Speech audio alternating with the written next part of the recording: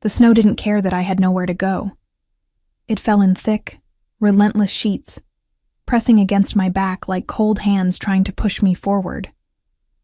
Or maybe down. I couldn't tell anymore. My boots had soaked through somewhere around the 3rd mile, and the numbness that had started in my toes had crept upward, until my legs felt less like mine, and more like borrowed things, unreliable and heavy. I stopped walking when the wind shifted, not because I wanted to stop. My body simply refused to take another step. My knees bent on their own, and I found myself kneeling in the snow at the edge of a tree line, hands pressed flat against the frozen ground, breathing in shallow, careful pulls of air that tasted like pine and ice. The weight I carried, the impossible, terrifying, precious weight, pressed forward, and I closed my eyes. Keep going, Penny. That's what I told myself. What I'd been telling myself for 4 days. 4 days since I left Coldmere Pack. 4 days since I walked out through the eastern gate in the gray hour before dawn, carrying nothing but a worn canvas bag, a handful of dried provisions, and the truth that no one in that pack wanted me to keep. I was 23 years old, an Omega with no rank worth mentioning, no family left to speak of, and a child growing inside me that the Pack Council had decided was a problem to be solved rather than a life to be welcomed. They hadn't said it cruelly. That was almost worse. How politely they'd framed my erasure.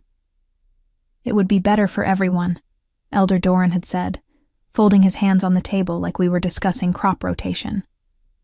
An unmated Omega in your condition is a burden the pack cannot carry through the winter season. I hadn't argued.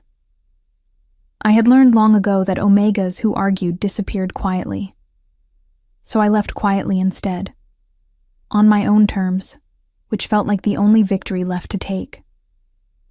The wind howled through the pines, and I forced myself back upright, one hand pressing against the curve of my stomach beneath my cloak. My blonde braid had come mostly undone, loose strands plastered to my forehead with melting snow. I probably looked like something the forest had chewed up and considered spitting out. And then I saw it. Through the trees, barely visible. But there, a shape that didn't belong to the wilderness. A roofline. Stone walls, dark with age and weather, but standing. A chimney, cold and smokeless. Windows shuttered from the inside, which meant the shutters were still attached, which meant the roof had probably held. I moved toward it before I'd made any conscious decision to do so. The house sat in a clearing that the forest seemed to have quietly swallowed over the years. Vines had climbed the eastern wall. The front steps were buried under half a foot of snow, and what looked like several seasons of fallen leaves underneath that. But the door, an old oak thing with iron fittings gone dark with rust, was intact. No broken hinges. No gaping holes where weather had forced its way inside. I tried the handle. It didn't open. Of course it didn't.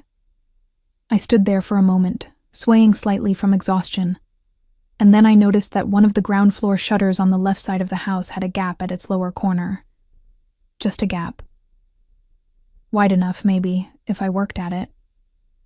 It took longer than it should have.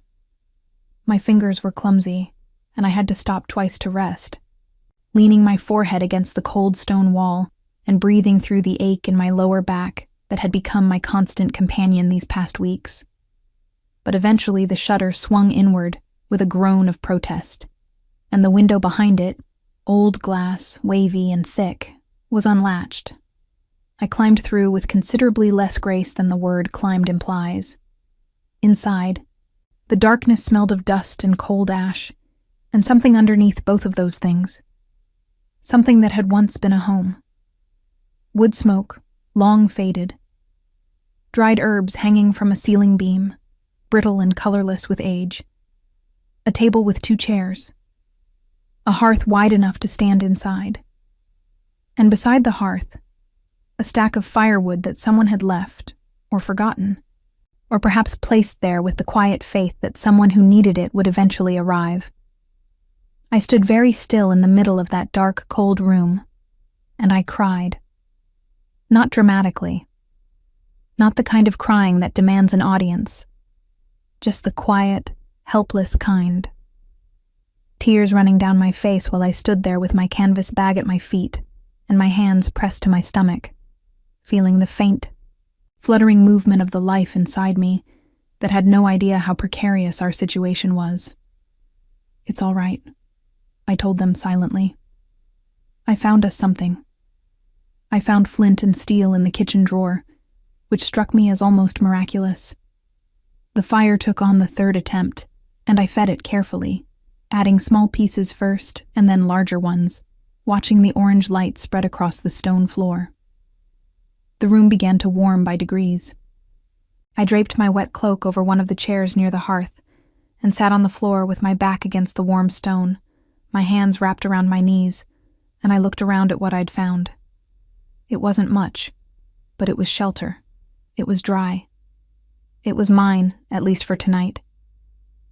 I ate half of what remained in my bag: dried meat, a heel of hard bread, 2 shriveled apples, and I told myself tomorrow I would inventory the house properly. There might be more provisions somewhere. A cellar, perhaps. There were often cellars in old houses like this. I was almost asleep when I heard it, a sound from somewhere outside.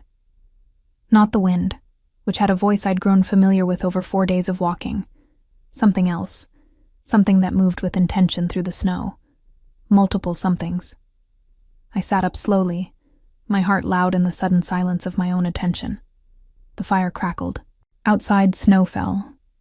And then, unmistakably, I heard the low sound of wolves communicating. Not howling. Not the open, territorial announcement that carried for miles. This was quieter. Closer. The kind of sound a patrol makes when it's checking a perimeter. I pressed myself against the wall beside the window, not daring to look out. Who does this land belong to? I hadn't thought to ask that question when I was climbing through the window. I hadn't thought of much beyond warmth and rest. But now, kneeling on the floor of someone else's abandoned house with firelight flickering against the shuttered windows like a beacon I had inadvertently lit, I understood, with cold clarity, that I had just announced my presence to whoever owned this territory. The sound of paw steps in snow stopped directly outside the front door, and then someone knocked. I didn't move. The knock came again. 3 measured strikes against the oak door, deliberate and unhurried. Not the frantic pounding of someone caught in the storm. Not the sharp, aggressive demand of an enforcer who already knew they had the authority to break the door down if they chose. This was something in between, and somehow that middle space frightened me more than either extreme. I looked at the window I'd climbed through. Still open. I could go back out into the snow. I could disappear into the tree line before whoever was on the other side of that door had time to process what they'd found. I was slow now, heavier than I'd ever been in my life, and the cold would find me within the hour. But the instinct to run was so deeply wired into me that my legs were already shifting beneath me before my mind caught up. And go where, Penny? The question landed like a stone dropped into still water. Go where? Back into the snow. Back into 4 more days of walking toward nothing in particular, with less food than before, and a body that had already told me, in no uncertain terms, that it was reaching the edge of what it could sustain. I pressed my hand flat against the wall and stayed where I was. "We can see the smoke from the chimney," a voice said from outside. Low, even, carrying easily through the old wood of the door. Male, young, or youngish. Not the graveled authority of an elder. "We're not going to pretend we don't know someone is inside." I said nothing. A pause.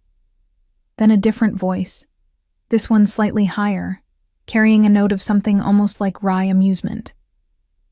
"She's not going to answer, Cole. She might. She climbed through a window to get in. She's not going to open the door to a pack patrol in the middle of the night."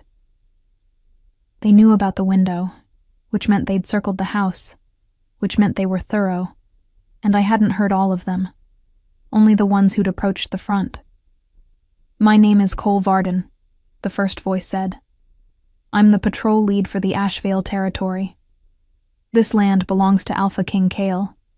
I'm not here to cause you harm, but I need you to open this door, or I need you to tell me you're all right, because those are the only two options that don't end with me reporting an unresponsive trespasser to the Alpha and watching this get significantly more complicated than it needs to be.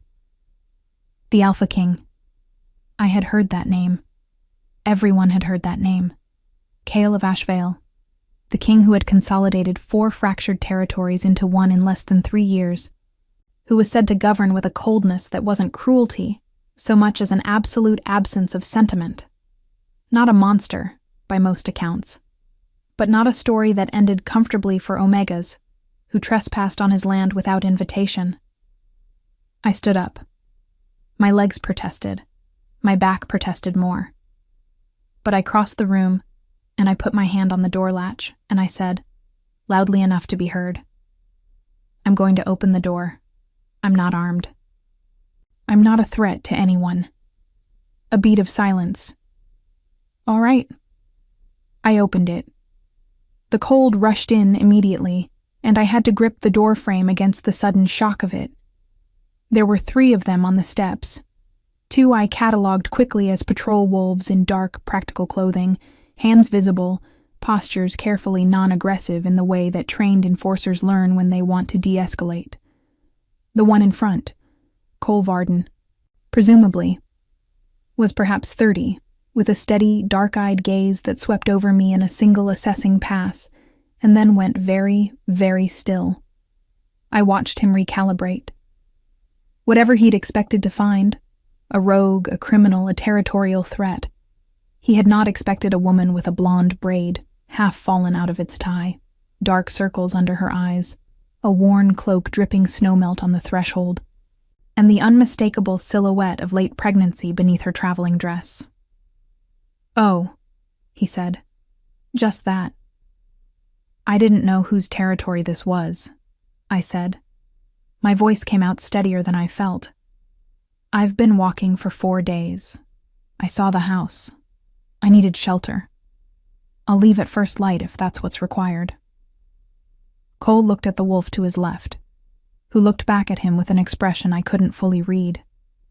Then Cole looked at me again and said, with the careful tone of someone choosing their words with great deliberation, Where did you come from? Coldmere. Something shifted in the air between the 3 of them. Not alarm exactly. Recognition, maybe. Or the particular quality of silence that falls when people know more than they're going to say out loud. That's 4 days northeast, the wolf on the left said slowly. On foot. Yes. Alone? Yes. Cole was quiet for a moment. The snow fell around us, indifferent to the weight of the conversation. Then he said, I can't let you stay here unsupervised on Ashvale land. That's not something within my authority to permit. He paused. But I'm also not going to walk away from this situation and pretend I didn't find it. That's not something I'm willing to do. What does that mean, practically speaking? It means, he said carefully, that I'm going to have to bring you in, to the main estate, to report to the AlphaKing. The words landed with a weight I felt in my chest. The AlphaKing. I thought about Elder Doran's politely folded hands. I thought about how easily the powerful disposed of inconvenient Omegas when the math of it suited them. And if I refuse? I asked. Cole's expression didn't change, but something in it softened, just slightly, in the way that people do when they're about to tell you a truth they wish they didn't have to. Then I report an uncooperative trespasser, and someone else comes instead of me. And I can't promise that someone else will stand here and have this conversation with you. I looked at him for a long moment. I looked at the snow behind him, thick and unrelenting. I looked down at my hands, still gripping the doorframe. I thought of the life I was carrying, who had no voice in this and no choice in this, who was depending entirely on mine. All right, I said. Let me get my bag. The Ashvale estate was not what I had imagined in the dark of the road. I had built it in my mind as something severe and cold.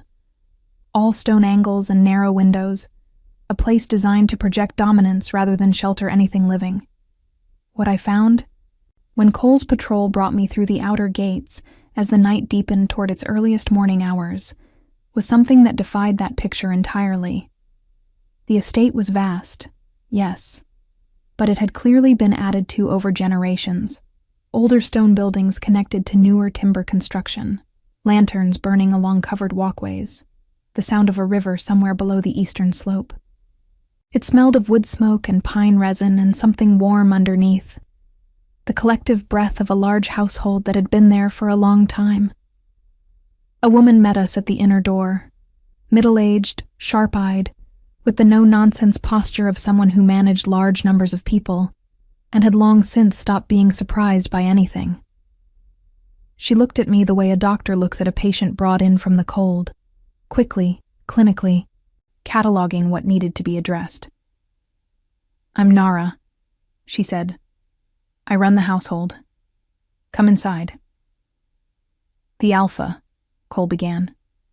"Will be informed in the morning," Nara said, with a tone that closed the subject completely. "She's exhausted. Whatever this is can wait until she's eaten and rested." I followed her inside.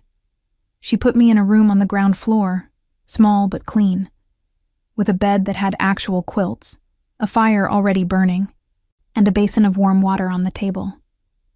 She brought food herself. Soup, bread, a cup of something herbed and warm that she said without preamble was good for the kind of exhaustion I was clearly carrying. I ate everything. When she came back to take the dishes, she paused at the door and looked at me with an expression I hadn't seen directed at me in long enough that it took me a moment to name it. Concern. Genuine, uncomplicated concern. "Sleep," she said. "Nothing is going to happen to you tonight." I believed her, which surprised me. I lay back against the pillow in that small, warm room, listening to the house breathe around me, the distant sounds of other people, other lives, the creak of old timber settling in the cold. My hand rested on my stomach. The flutter I'd felt earlier came again, brief and certain, like a question being asked. Are we safe? I didn't know. I had no way of knowing. Tomorrow, I would stand in front of an AlphaKing and explain myself, and I had no power and no leverage and nothing to offer except the truth of my situation, which powerful people had already shown me they found inconvenient.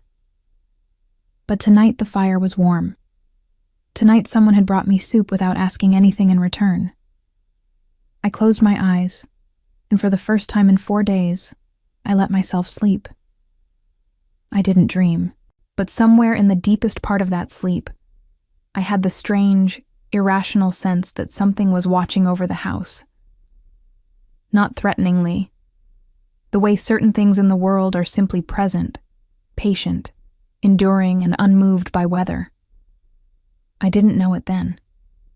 But in the morning, I would find out that AlphaKing Kale had been awake when Cole's report arrived, that he had come down the hall himself, silently, and stood outside my door for a long moment before turning away, and that he had told Nara to make sure the fire didn't go out.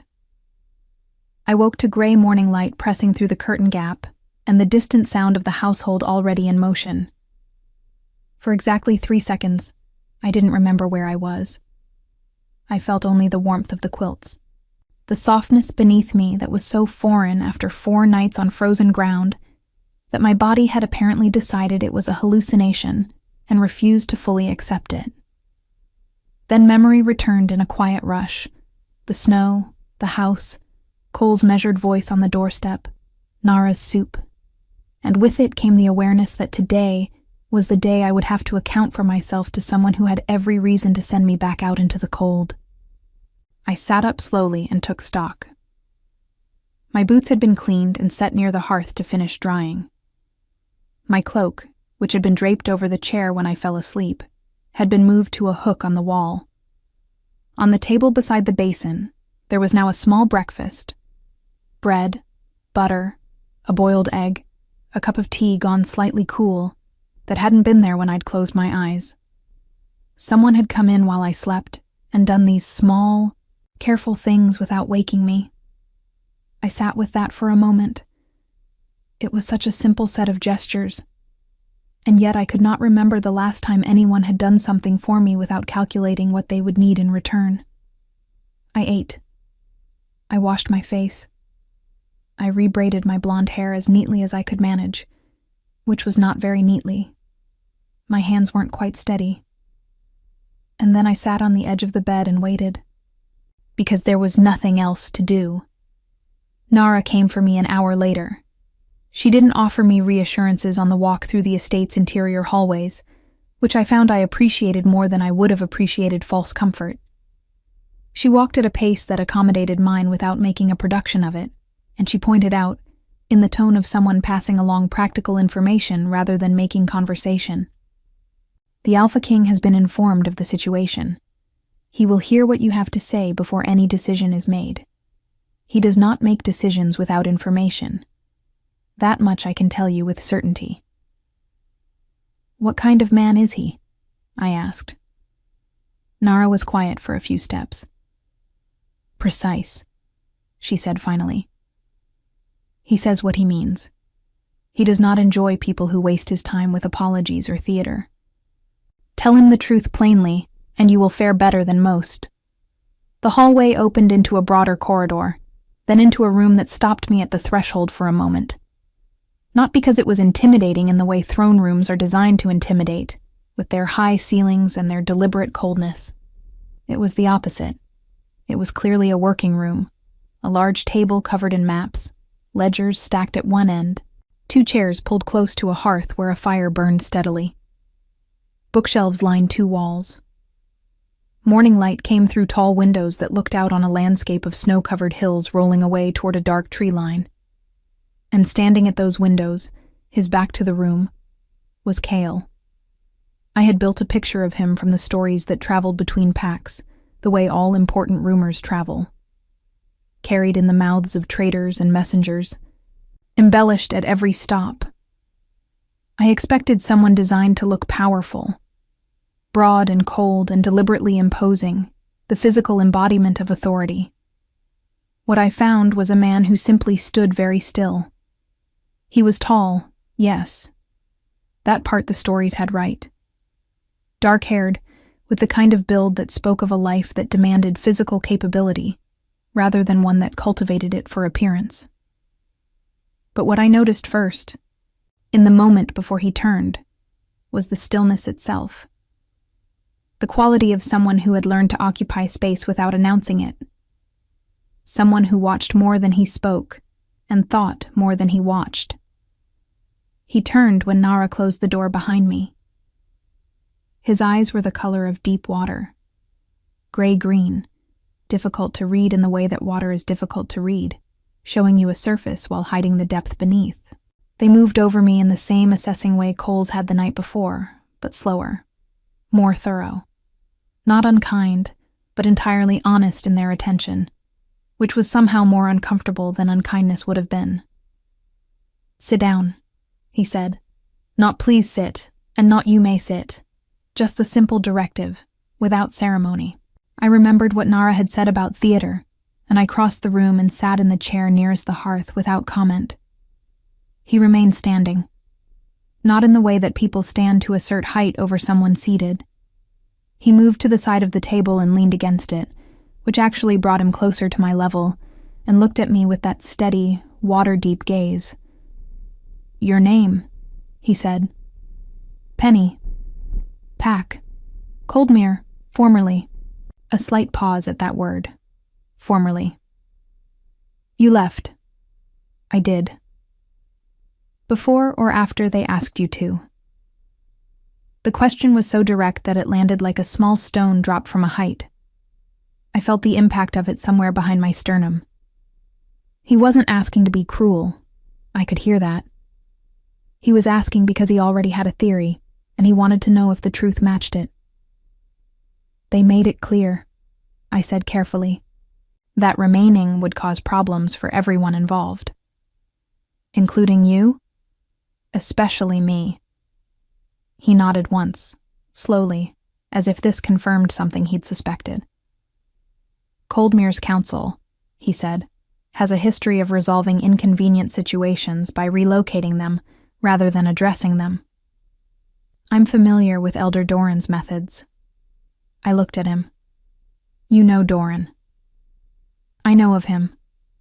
There's a difference, and it's not a flattering one in his case. He was quiet for a moment, his eyes on the window, on the gray winter light spreading across the hills. Then he looked back at me. You walked 4 days through the Ashvale wilderness in the middle of the season's worst snowfall and took shelter in an abandoned property on my land. That tells me either you were desperate or you were reckless. Looking at you, I think it was the first one. Both, probably, I said. Something shifted in his expression. Not quite a smile. Not yet. But an acknowledgement of something. A slight easing of the precision he wore the way other people wore armor. The house you found, he said, belonged to my uncle. He died 3 years ago. I haven't decided what to do with it. He paused. It needed the chimney checked. Cole tells me the fire burned cleanly, which suggests the flue is still sound. I had the disorienting sense that he was telling me something sideways, something that wasn't quite the conversation we appeared to be having. I'm not asking for charity, I said. I want to be clear about that. I'm asking for... I don't know exactly what I'm asking for. Time, maybe. A few days to rest and to think and to figure out where I'm going next. I have nothing to offer in return except honesty, and I understand if that's not enough. Kale studied me for a long moment. The fire crackled. Outside, a crow called once from somewhere in the snow-covered eaves, and then went silent. What do you know about Ashvale? He asked. The question surprised me. Not much. That it's larger than it looks from the outside. That you consolidated the northern territories. That you govern alone. That last part, he said, is more complicated than it sounds. He pushed off from the table and walked to the window again, looking out at those rolling hills. I have 4 territories under one banner, and a council that represents each of them. The council has been vocal lately about certain gaps in Ashvale's leadership structure. They believe a pack of this size requires more than administrative competence. They believe it requires visible continuity. I wasn't entirely sure what he was telling me or why he was telling me, but I kept quiet and let him speak. I mention it, he said, still looking at the window. Not to burden you with politics you didn't ask about. I mention it because I want you to understand that Ashvale is a territory in the middle of its own complicated season, and that what I do with your situation will be noticed and discussed, because everything I do is noticed and discussed. He turned back to face me. I need to think about what the right decision is. And I'm going to ask you not to make any plans to leave until I've had a day to think. I stared at him. You're asking me to stay. I'm asking you to wait, he said. There's a difference. I thought about pointing out that I had nowhere to go, which would have made the request somewhat academic. But something in the careful precision of his phrasing stopped me. He was not offering me charity. He was not making me a prisoner. He was asking genuinely for time, and treating me as someone capable of granting or refusing it. No one had treated me that way in longer than I could easily remember. All right, I said. One day. He nodded.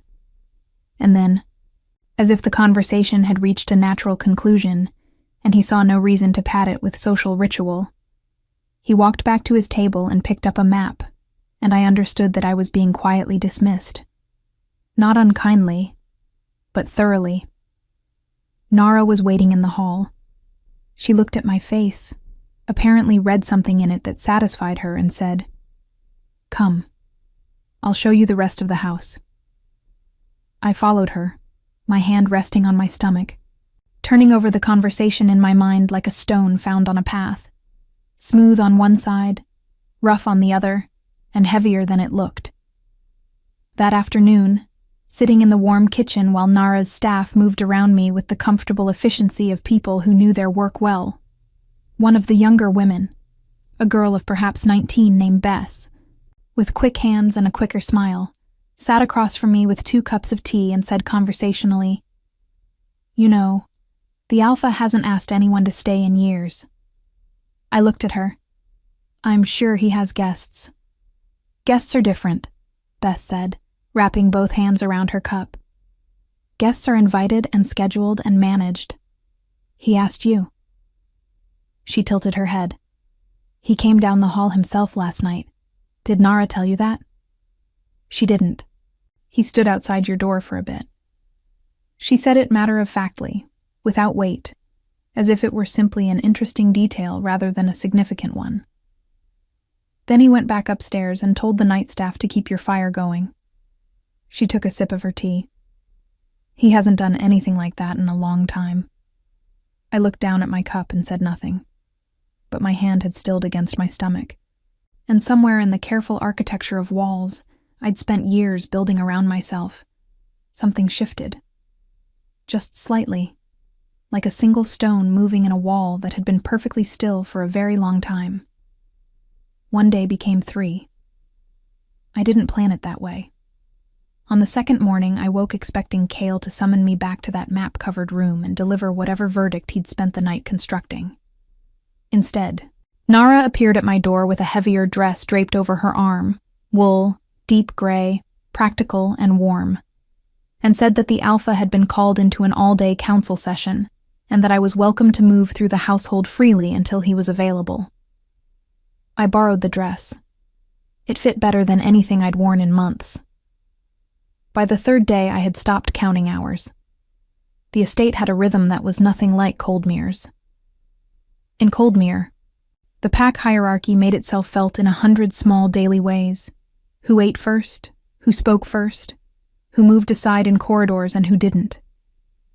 The air there had always carried a faint pressure, like weather before a storm, the constant low hum of rank asserting itself over everything. I had lived inside that pressure so long I'd stopped noticing it, the way you stop noticing a sound that never stops. Here, the pressure was different in quality. Present, unmistakably, this was a pack under strong leadership, but not oppressive in the same way. The staff moved with purpose rather than anxiety. People disagreed with each other openly in the kitchens and the workrooms, and then continued working side by side, without the disagreement becoming a wound. Bess argued cheerfully with the head cook about the correct way to salt a broth, and nobody's rank was invoked even once. I watched all of this with the attention of someone who had been quietly studying social structures their entire adult life, because when you exist at the bottom of a hierarchy, understanding how power moves through a space is a survival skill rather than an intellectual exercise. What I concluded, by the end of the 3rd day, was that Ashvale ran the way it did because the person at the top of it had decided, deliberately, that it would. That the tone of a territory begins with its leader and filters downward through every interaction until it becomes the water everyone swims in without thinking about it. And that Cale, whatever else he was, whatever complications surrounded his governance, had chosen to build something that didn't feed on fear. That told me something important about him. I filed it away carefully. I saw him only once during those 3 days, briefly, at a distance. He was crossing the courtyard below the window where I'd been sitting with a book from the household's small library, moving quickly, in conversation with 2 men who carried the look of council representatives, their expressions tight with whatever argument was currently in motion. He glanced up once, seemingly by accident, and our eyes met for perhaps 2 seconds before he looked away and continued walking. 2 seconds. I returned to my book and found I'd lost my place entirely. On the 4th morning, Nara told me the Alpha would see me after the midday meal. I spent the intervening hours in the estate's small garden. More of a walled courtyard, really. the plants all dormant under their layer of snow, but sheltered from the wind and bright with winter light. I walked the perimeter slowly, the way my body preferred these days, one hand at my lower back, thinking about what I was going to say. The truth plainly, Nara had advised. But truth was a more complicated thing than the word suggested. There was the plain, factual truth. I am Penny, formerly of Coldmere, Omega rank, 23 years old, alone and without resources, and carrying a child whose father had left the pack 8 months ago and had not returned and was not coming back. That was the skeleton of the situation. It was true as far as it went. What it didn't carry was the texture of it, the particular quality of loneliness that comes not from being physically isolated, but from being surrounded by people who have collectively decided you don't quite matter enough to include. The way I had spent the last 3 years making myself useful, healing the sick, managing the pack's herb stores, teaching the younger Omegas what I knew about plant medicine, and how none of that usefulness had translated into the kind of belonging that would have made my situation anyone's problem but my own. I was good at being useful. I had never learned how to be necessary. The difference I had come to understand was the thing that determined whether people let you stay. Kyle was alone in the map room when Nara brought me in.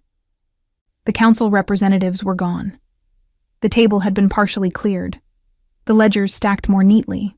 A space opened up that hadn't been there before.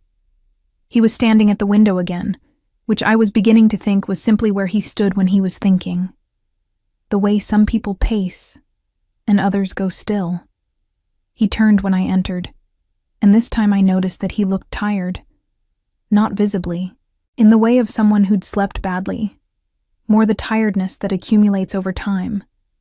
The kind that rest doesn't entirely fix, because it isn't born from sleeplessness, but from carrying weight for long periods without setting it down. I recognized that kind of tired. I'd seen it in my own reflection. "Sit down," he said. Same as before, direct, without ceremony. I sat. He remained standing for a moment, and then, apparently deciding something, he pulled the second chair away from the table and sat in it himself, which put us at the same level, facing each other across a few feet of space with the fire at his left and the window's gray light at mine. "I've been thinking about what you said," he began. "About asking for time, about having nothing to offer except honesty." "I remember. I've also been doing some inquiry, quietly." He said it without apology, which I found I preferred to an apology. Coldmere's internal politics are more visible than Elder Doran would like to believe. The decision to ask you to leave was not unanimous. There were 3 council members who objected.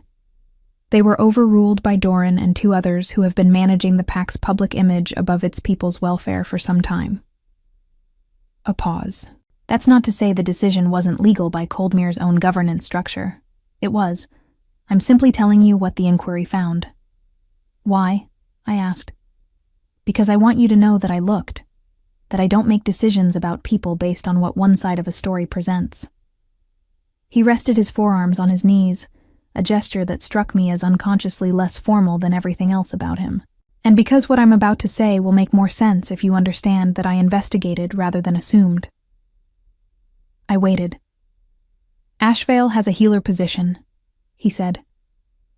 "The woman who held it for 15 years retired at the start of this season to live closer to her daughter's family in the Southern Territory. We've been managing without one since then. The council has been pushing me to appoint someone from a shortlist they've compiled." A slight pause. "I find the shortlist politically motivated rather than practically sound." I looked at him very carefully. "You know I have training in plant medicine. Nara spoke to you for 3 days. Nara doesn't speak at length to people she doesn't find worth speaking to." He met my gaze directly. "She also told me that you identified correctly, and without being asked, that the herb bundles in the abandoned house were marsh rosemary and late yarrow, and that the combination suggested whoever lived there had been managing a long-term joint condition. That's not common knowledge." It's also not formal training, I said honestly. I learned from the Pack's healer at Coldmere. I worked alongside her for 6 years, but I don't have a credential that a council could point to. And the previous Ashvale healer had no formal credential either. She had knowledge and judgment. He paused. What I'm proposing, and I want to be clear that this is a proposal, not a directive, is that you take a temporary position as Ashvale's working healer. Housing would be provided within the estate.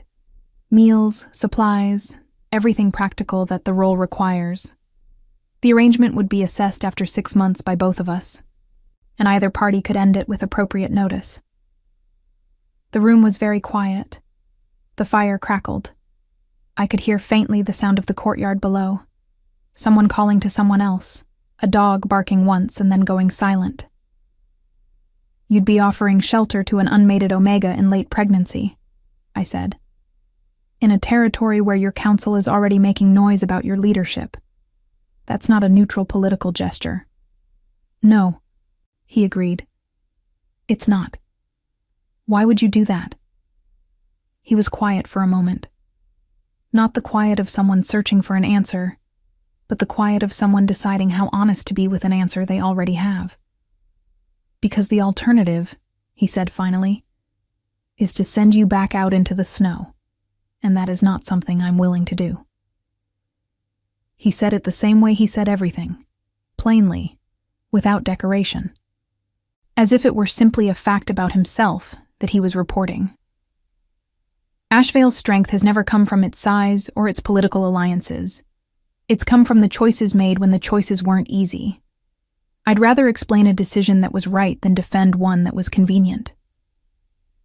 I looked at my hands for a long moment. Then I looked up at him. There's something you should know, I said, about why I'm in this situation. The full version, not the outline. I assumed there was, he said, and he leaned back slightly in his chair, in the way of someone prepared to listen for as long as it took, and said nothing else. So I told him. All of it. Not the rehearsed version I'd been constructing in the garden, but the real one, with all its irregular edges. The father who had been a traveler passing through Coldmere, charming and temporary, who had spoken about returning in a way that I had believed, because I had wanted to believe it. The months of managing alone, doing my work, keeping my head down, telling myself that it would resolve itself, and that I was capable of handling whatever came. The council meeting I hadn't been invited to attend, where my future had been decided without my presence. The morning I had walked out through the eastern gate with my canvas bag and my dried provisions, and the absolute certainty that whatever came next would be better than staying where I wasn't wanted. Cale listened through all of it without interrupting once. His expression didn't shift toward pity, which I had dreaded.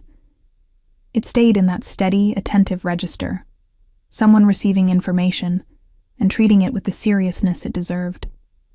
When I finished, the room was quiet for a moment. Thank you, he said, for the full version. I nodded. My answer is the same, he said. The position is yours if you want it. I thought of Bess's easy laugh in the kitchen, of Nara's no-nonsense competence and her quiet gestures of care, of the courtyard in winter light and the way the estate breathed around its inhabitants like something living, of the fire that had been kept burning through the night for someone who was, at that point, still a stranger. Yes, I said. I want it. Something in his expression settled. Not dramatically, not the way relief looks in stories. Just a quiet resolution, like a held breath released. He stood and extended his hand across the space between us, a formal gesture of agreement, the kind exchanged between equals confirming a decision. I stood and shook it. His grip was firm and brief and entirely straightforward, and when he released my hand, he said, Nara will arrange the healer's quarters. They're better than the room you've been in, warmer, with more space. He paused. You'll need this space. In a few weeks. It was perhaps the most understated acknowledgement of the situation anyone had ever offered me. I found, unexpectedly, that it made me want to laugh. A real laugh. The kind that had been very scarce lately. I managed to keep it to a smile. He noticed. And this time, the slight shift in his expression moved clearly enough in one direction that I could name it without uncertainty. He smiled back. Winter broke slowly, the way it always does in the Northern Territories, not in a single dramatic thaw, but in increments, one gray morning at a time, until you look out the window one day and realize the light has changed quality without you noticing exactly when. I noticed it on a Tuesday in late February, standing in the healer's workroom that had become, over the past 6 weeks, the most genuinely mine that any space had ever felt. The herbs I'd gathered from the estate's dried stores were arranged along the window shelf in the order I preferred.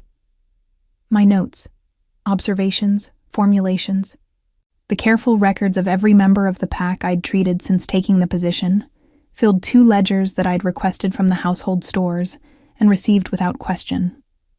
The work table smelled of dried lavender and pine resin and the particular clean sharpness of yarrow, and when the morning light came through those windows, it fell across everything in a way that made the room look like something from a painting, rather than a real place where real work happened. I had treated 41 pack members in 6 weeks. Everything from winter coughs and inflamed joints to a badly sprained wrist on one of the patrol wolves who had fallen during a night crossing and hadn't wanted to report it because he was, in Bess's affectionate assessment, deeply stubborn about that kind of thing. His name was Wren, the same wolf who'd stood to Cole's left on my doorstep that first night, the one with the slightly amused voice. He'd sat in my workroom with the expression of someone enduring something mildly beneath their dignity, while I wrapped his wrist.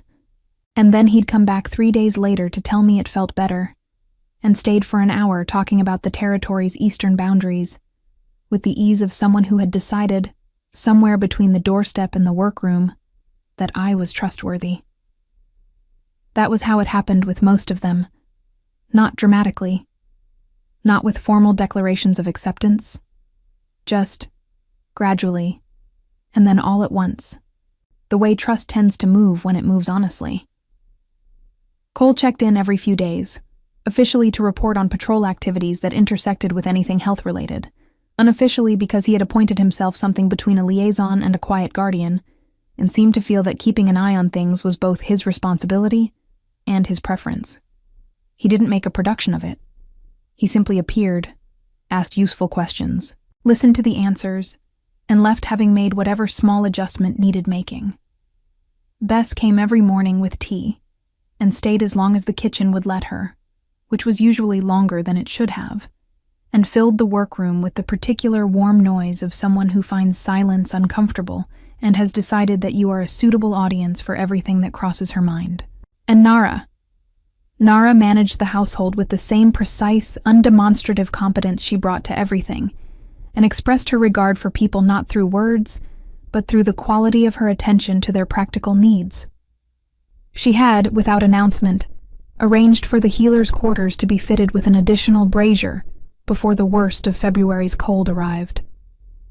She had sourced, from somewhere in the estate's considerable stores, a supply of the specific dried elderflower that I'd mentioned, in passing, was difficult to find in the Northern Territories, but extremely useful for fever management. She had done both of these things and said nothing about either of them, which I had come to understand was simply how she operated. These people had become, not without my noticing, but somewhat against my prior expectation that it was possible, my people. Not in the formal, hierarchical sense that pack membership implies, in the older, quieter sense. The sense of people whose faces you know, and whose voices you recognize, and whose well-being you find yourself thinking about when you wake in the morning. I had not expected that. I had expected to be tolerated. I had arrived prepared for tolerance, with all my defenses calibrated for it. What I'd gotten instead had required a completely different set of responses, and learning them had been the most disorienting and quietly wonderful thing that had happened to me in years. Cale and I had developed our own rhythm in the weeks since our agreement. It was not what I would have predicted from that first meeting. I'd anticipated formal distance. the professional courtesy of a leader toward a useful appointee, correct and unmistakable in its limits. What actually developed was something more complicated and more interesting. He came to the workroom twice a week, ostensibly to review whatever health matters he needed to be informed about as pack leader. Outbreaks, injuries, anything systemic that his governance needed to account for. In practice, these meetings regularly extended past the practical agenda into something that was simply conversation. He asked questions that suggested he had been thinking about things we'd discussed previously. I asked questions back, because I had learned that he preferred exchange to performance, and because I was genuinely curious about how he thought. He had been the Alpha King for 6 years. He had taken on the role at 28, following the death of his father, in a territory that was already beginning to fracture along old boundary lines. The consolidation of the 4 territories, the thing that had made his name, had taken 3 years of negotiations, compromises, and at least 2 situations that he described in the brief, neutral language of someone who has processed difficult events and filed them away, rather than carrying them constantly forward. He was, I had concluded, a man who felt things deeply and had learned to express them obliquely. Not out of coldness, but out of a precision about language, a sense that words meant things and should therefore be used carefully rather than abundantly. He said less than most people and meant more by what he said, and once I understood that, conversations with him became a different experience entirely. You had to listen at a different frequency. I told him this one afternoon in early March, sitting across from him at the work table while snow still dusted the window ledge outside, but the light had already begun to carry the particular golden quality that announced spring's eventual arrival. He looked at me for a moment. "Most people find that frustrating," he said. "Most people want to be handed things," I said. "I've spent my whole life learning to read what wasn't being said directly. You just happen to be worth reading." A silence, the kind that has texture. "You're very straightforward," he said. "For someone who spent years being told their observations didn't matter." "They told me my rank didn't matter," I said. "I never agreed about the observations." He looked at me with that water-deep gaze for a long moment, and then he said quietly and without preamble, "I'm glad Cole's patrol found you." I thought about the snow that night, the chimney smoke rising through the dark, the terrifying, exhausted calculation I'd made at the threshold between running and staying. "So am I," said. My daughter arrived on the 14th of March, in the early morning hours when the household was just beginning to stir. Nara was there, and the estate's midwife, a calm, experienced woman named Petra, who had delivered more than 40 pack children and approached the entire endeavor with a brisk, cheerful competence that I found enormously steadying. Bess was there too, in the corner, officially for moral support, and unofficially because no one had been able to convince her to leave. And she had spent the last 2 hours holding my hand and talking about completely unrelated things in the evident belief that distraction was a form of medicine, which honestly was not wrong. She was small and pink, and furious about being in the world, my daughter. She announced herself with a cry that seemed entirely too loud for something so newly made, and then quieted the moment she was placed against my chest, as if she had simply needed to establish that she had a voice and was prepared to use it. I looked at her face, the improbable perfection of it, the way she already seemed to be thinking about something. Small brow furrowed with the effort of processing a world that was overwhelming and entirely new. And I felt something so large and so simple that I didn't have a word for it. I named her Wren. After the smallest bird, which is also among the loudest. Kyle came to the doorway an hour later, when the room had settled into quiet, and Petra and Nara had stepped out to give me space. He stopped at the threshold in a way that made it clear he would not enter without being invited, which was so exactly him that it made something in my chest ache with a warmth I no longer tried to name with caution. "Come in," I said. He crossed the room and looked at Wren with an expression I had never seen on his face before, something completely unguarded, all his precision temporarily set aside, the way a person looks at something that disarms every defense simply by existing. "She's very small," he said. "She's very loud," I said. "She comes by it honestly." He looked at me then, and I saw the same unguarded thing still in his eyes, wider now and directed at me. And I understood that whatever complicated sideways thing had been building between us over these weeks of workroom conversations and careful distances and small gestures that meant more than they said, it had arrived somewhere, not with ceremony, not with declaration, just with the quiet certainty of something that had been true for a while and was simply now acknowledged. "She has somewhere to be," he said finally. "Both of you do." He said it in that way he had, plain and direct, and meaning more than the words. "I want you to know that. Whatever you decide, going forward, about what this is and what you want from it, you have somewhere to be. In Ashvale. I mean that without conditions." I looked at him for a long moment. My daughter made a small sound in my arms and settled deeper into sleep. "I know," I said. "I've known for a while." Spring came fully by April. The courtyard garden woke up in stages, snowdrops first, then the earliest crocuses pushing through softened earth, then the gradual return of green to the hills beyond the estate walls. The pack moved differently in spring, lighter, the accumulated weight of winter months releasing slowly from collective shoulders. Wren grew the way new things do, rapidly, and with a single-minded commitment to the business of existing that I found instructive.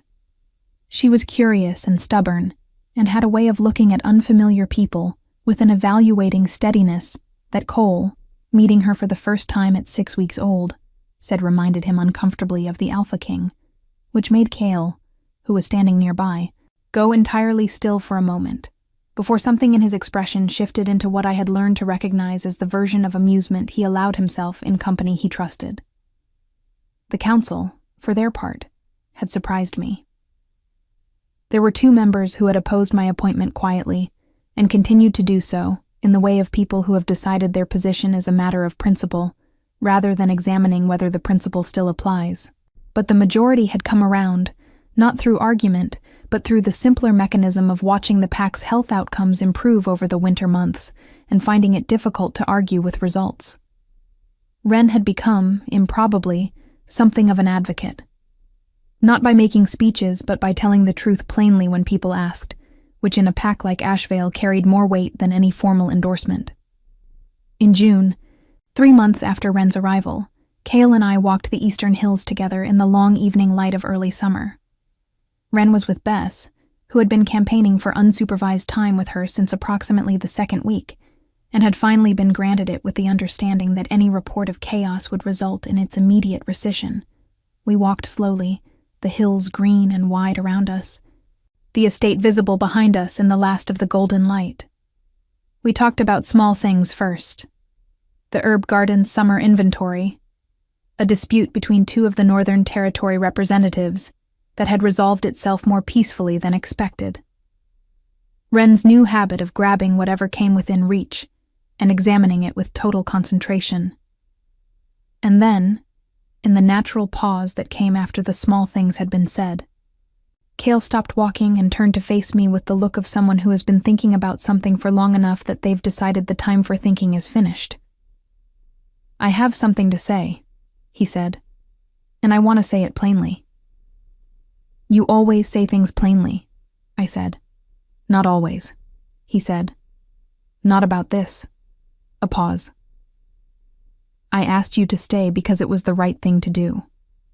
I told you that then, and it was true. But somewhere between then and now, my reasons changed. And I think you know that.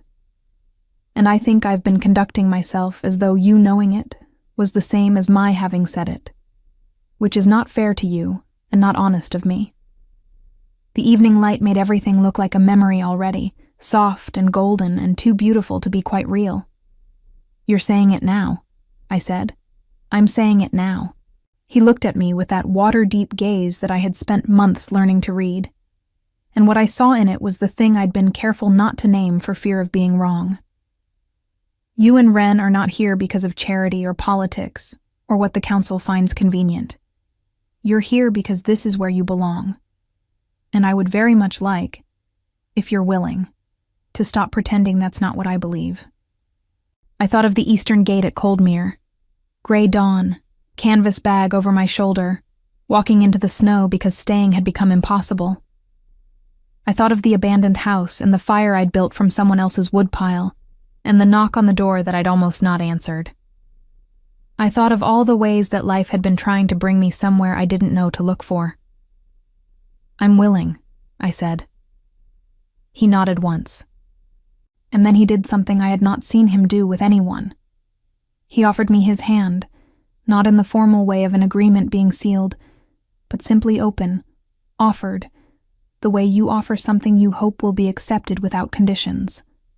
I took it. We stood on the green hill in the summer evening, and the estate waited below us, full of firelight and familiar voices, and a small daughter being cheerfully spoiled by someone who had decided she was a personal responsibility. The river caught the last of the sun somewhere below the eastern slope, and the hills rolled away in every direction, wide and unhurried, patient in the way that land is patient, having seen everything and rushing nothing. There was no ceremony to mark the moment, no public declaration. Just two people on a hillside deciding together, which was the most honest form that any decision could take. In the years that followed, Ashvale grew quieter in the way that territories do when they have found their equilibrium. The council debates continued, because governance requires debate to function honestly. But the particular anxiety that had hummed underneath those early months resolved into something steadier. The healer's workroom expanded into 2 rooms when the volume of work required it. Ren became the patrol's second, a promotion that he received with the exact level of affected indifference that everyone expected, and then immediately applied himself to with total dedication. Cole remained patrol lead until he chose, at his own time and on his own terms, to step back into an advisory role that suited him better. Bess, as predicted by everyone who knew her, became indispensable to the household in approximately 7 different capacities simultaneously, and seemed to find this arrangement entirely satisfactory. Nara retired from active household management when Ren was 4 years old, in the quiet, deliberate way that Nara did everything, after ensuring that every system she had built continued to function perfectly without her. She moved into a smaller house on the estate grounds and spent her mornings in the garden and her afternoons, frequently in the healer's workroom, where she had discovered a late-life interest in plant medicine that I suspected had always been there and simply needed room. Ren grew up in the green hills and the long corridors and the warmth of a household that had always treated her as belonging to all of them collectively, which she accepted as her natural due with the easy confidence of a child who has never had reason to doubt her welcome. She had her father's stillness and her mother's habit of watching carefully before speaking, and a laugh that Bess claimed was loud enough to be heard from the courtyard, which was probably accurate. She was 7 when she asked me, one evening in the healer's workroom where she often came to sit while I worked, why we had come to Ashvale. I thought about it for a moment, about all the true answers, the snow, the exhaustion, the window I'd climbed through in the dark. I was looking for somewhere safe, I told her, and I found somewhere I belonged instead. Those aren't always the same thing. When you're lucky, they are. She considered this with the gravity she brought to important information, and then she nodded, apparently satisfied, and went back to the book she'd been reading. I went back to my work. Outside, the evening settled over the hills of Ashvale in its unhurried way. The same light it had always been, golden and wide and patient, falling over a territory that had learned, through effort and difficulty and many small decisions made honestly, what it meant to take care of its own. And inside the estate, in the rooms that had become home so thoroughly that I could no longer fully remember what not having a home had felt like, the fires burned steadily through the coming dark, tended and certain, the way some things are when they have finally found their place.